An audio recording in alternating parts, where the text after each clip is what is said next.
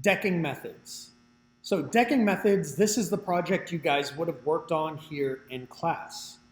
I will put this together on this video so you can see how this would work. So this would be your demonstration. What I'm working off is the notes that were in Canvas. I'll be going over the steps to creating a platform. As you can see in this picture, the platform has a similar structure to that of a Hollywood flat. Instead of using 1x to make a frame, I will be using 2x4 to create a frame that will be covered with a piece of 3/4 inch plywood. If you look at your notes, you can follow along as I assemble a miniature platform here. So the supplies you'll need to construct this platform are, you'll need a supply of 2x4, which you will be cutting different lengths to create a frame, a tape measure, wood glue, a screw gun, and 2 different lengths of drywall screws. So you'll have 1 5/8 for attaching the lids. The lid is the 3/4 inch plywood. The sound dampening, which is homosote, and also the final layer, the MDF or masonite, that will be painted at the end to have a texture for our stage. So to begin, I will cut different lengths for my framing. According to your directions, our first cut is going to be of 6 inches. So I've already cut those lengths of 2x4. These are going to end up being the ends of my framing. And then I'm going to have the centerpieces to complete the framing that will be cut with an overall dimension of the platform being 6 inches wide by 1 foot long. In the real world, we would create different platforms of 4 foot by 8 foot would be our standard length, and then divisions of that would be our stock scenery, such as a 4x4 or a 2 foot by 8 foot length, but the standard is going to be a 4 foot by 8 foot length. Now, to attach my frame together, I'm going to use wood glue at the joints, and I'm going to use 3-inch screws to attach the frame. So in order to do that, I'm going to set up my 2x4 with wood glue.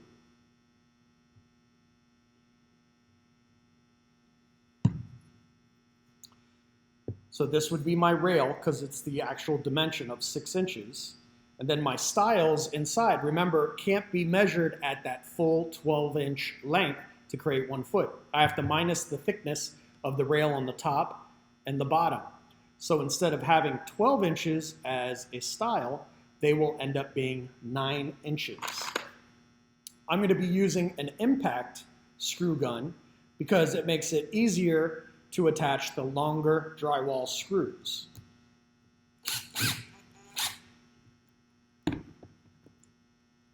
So I will be attaching 2 screws, one at the top and one at the bottom for the frame.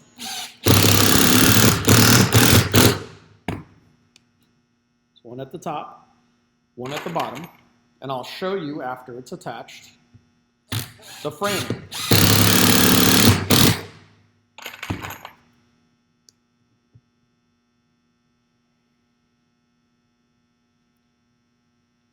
And the impact screw gun makes it easier to attach the actual frame.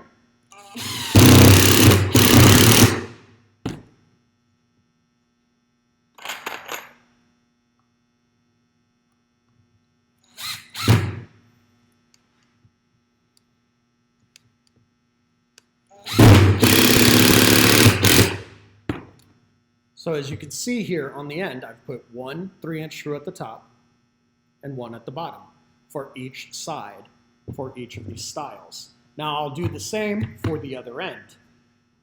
putting on my wood glue,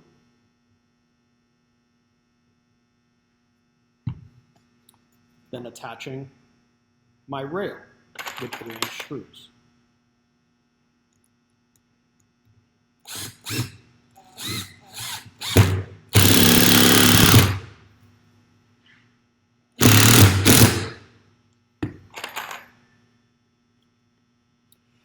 Once the frame's attached, then I will start attaching the lids. The first piece of the lid is going to be the 3/4 inch plywood.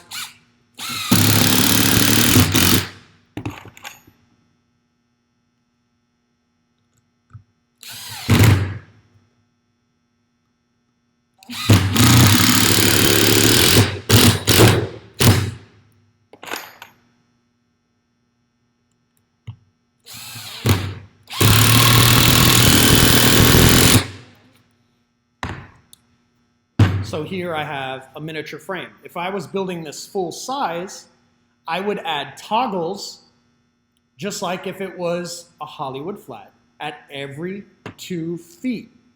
That's going to help reinforce the frame and not allow the lid to have any bending at all in between, because every 2 feet there would be a support so people could actually walk on this.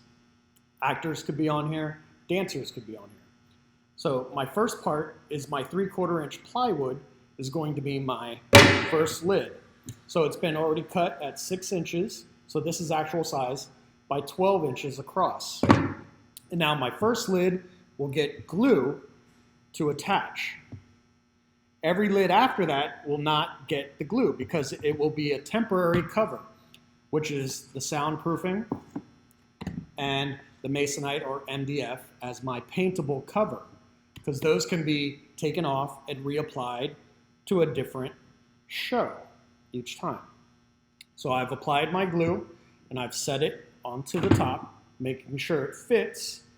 Now I won't be using the 3-inch screws to attach the lid. That would be too much, they're too long. I would be using my 1 5/8 drywall screws to attach the lid. And I would attach them at intervals of either every 6 inches or every foot.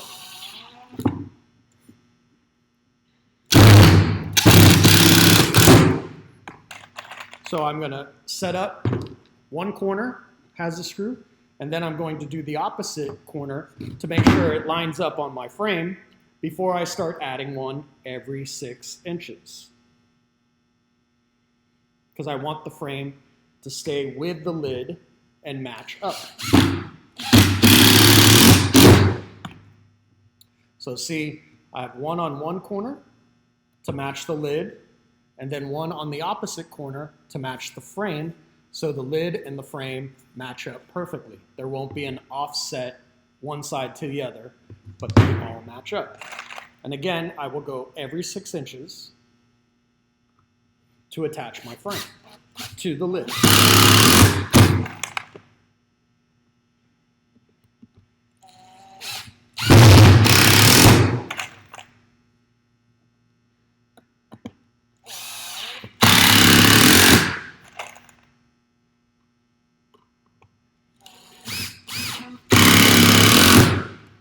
So now I've attached the lid, it's been glued and screwed. I ended up with 6 total screws for this portion because every 6 inches allotted for me to have those 6 screws. The next step would be adding my soundproofing and my paintable surface together at the same time.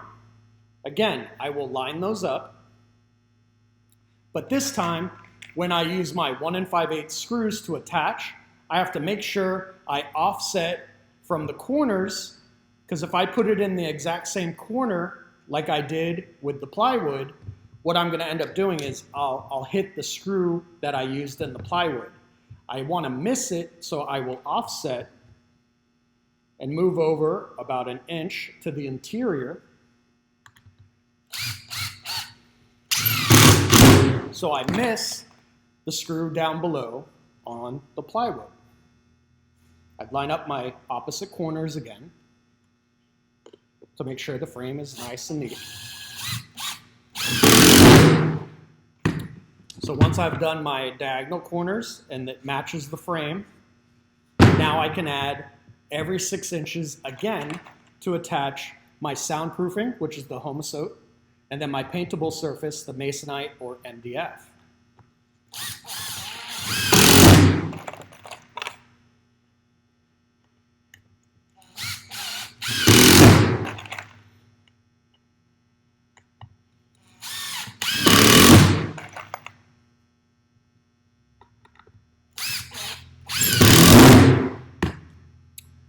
So that's how platforming would be placed out on our stage. In full size, they would be 4x8, and then we'd have multiples of those if we needed a large stage. We would add multiple 4x8 platforms. But this is the construction. So you'll have your 2x4 frame, your plywood lid, 3/4 inch plywood, your soundproofing or sound dampening to help dull all of those shoes that walk out on top of the platform. And then lastly, my MDF or masonite as my hard cover that is easily painted for the audience to see. I would also use masonite or MDF as a facing that would go all the way around the platforming. That would also be a paintable surface for a finished product. And there you go, miniature platform.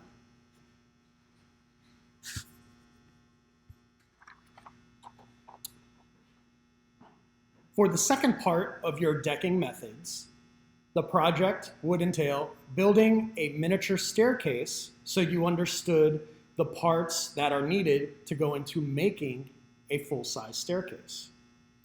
A full-size staircase might be made out of 1x material, 2x material, or even plywood, 3/4 inch plywood to create these pieces. But for this project and the mini, what we will be using 3/4 inch plywood for carriers, which will be the sides of your steps. And we will be using 1/4 inch luan that will be used for your risers and your threads. Your treads are what you step on. Your risers are those kick plates as in a step. So as you can see in this miniature staircase, this would be the carrier, the side with the plywood cut out.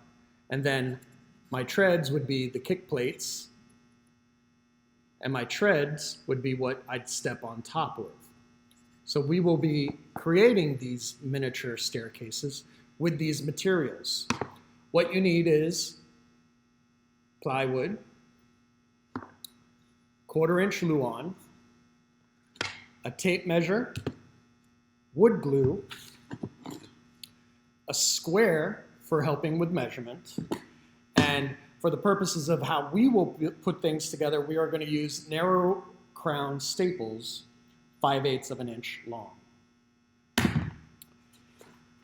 So according to your scale, we're going to build a 4 inch long run of a carrier with a 2 inch high total height of the staircase.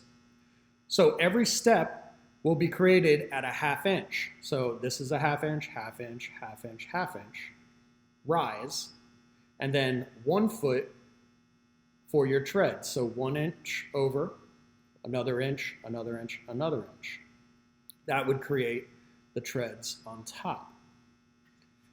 So the first step I would do is I would take one side that has been cut at 4 inches long by 2 inches high, because that's the overall dimension of my steps. What I would do next is I'm going to grid out, you can see here, I've grid out every 1/2 inch, I've put a line for my rise, and every inch over, I've put a mark, and I've gridded it out, so that would be where my treads would go. Once I've made this grid, I can mark out what is needed to be cut out in order for me to assemble a staircase. So it's been marked in the grid. Then here, I've blacked out the portion that I need to cut in order to get my carrier. So you can see the picture of the carrier here with the good parts. So it's 1 step, 2, 3, and 4. I would need to cut 2 of these.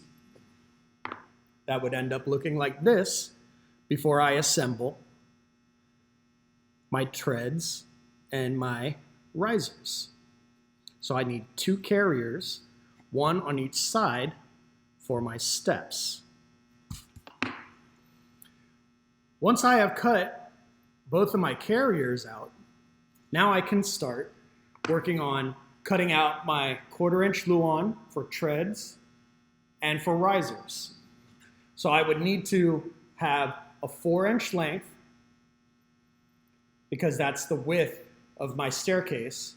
Then I would have to cut 4 pieces at a 1/2 inch and 4 pieces at 1 inch. So I would have 4 risers and 4 treads, which will end up being 4 pieces at a 1/2 inch and 4 pieces at 1 inch to create my staircase.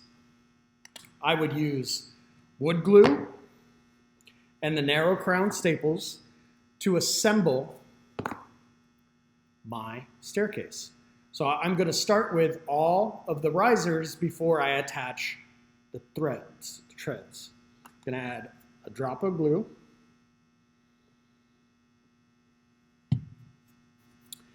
Then I would start with one end of my tread, using my narrow crown staple gun.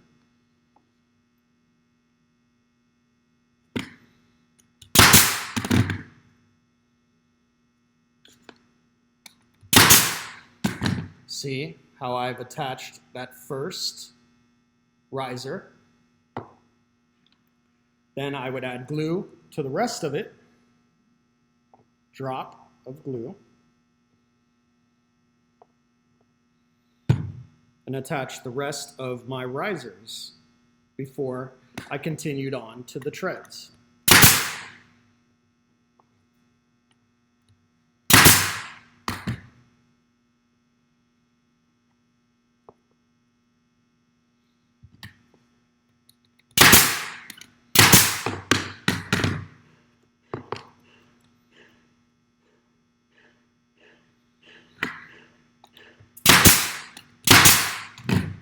So you can see I've attached all the risers to the staircase. Now, once I have all 4 of my treads cut, I will start assembling those from the lower step first all the way up to the top step, adding glue, of course, to make sure it stays.